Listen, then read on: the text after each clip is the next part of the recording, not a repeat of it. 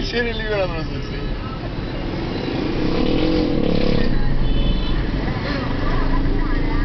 Με μου βγαίνει το τάκιο! Δεν τι κάνουμε, να πω γιατί δεν ήρθαμε. Ξέρεις σε πόσα δεν πήγαμε μπορεί να... Εδώ μεταξύ γάμο το κάθε φορά που γυρνάω, λέω κοίτα να δεις. Έπρεπε να είχα πάρει 3 από αυτό. Κι εγώ. 5 από εκείνο. Εγώ το έπαθα πέρσι με τα σκουλαρίκια από τη Βραζιλία. Ό,τι λέτε καταγράφετε, έτσι. Κάτι δερμάτινα σκουλαρίκια που είχα πάρει μόνο για την Νατάσα και για μένα. Από ένα. Θα έχεις όλα τα χρώματα. Τώρα το μαντήλια. Ναι, τέλεια. Το μαντήλι αυτό το φούξιο που μου άρεσε πάρα πολύ.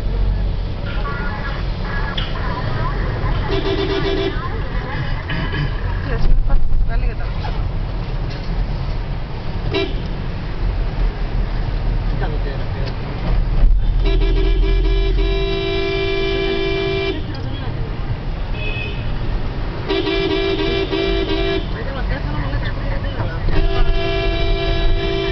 Παιδιά, θα έχει και στο δικό μας. Αυτά είναι ωραίες ποιότητες. Εκεί νομίζω που έχει τα ωραίες ποιότητες.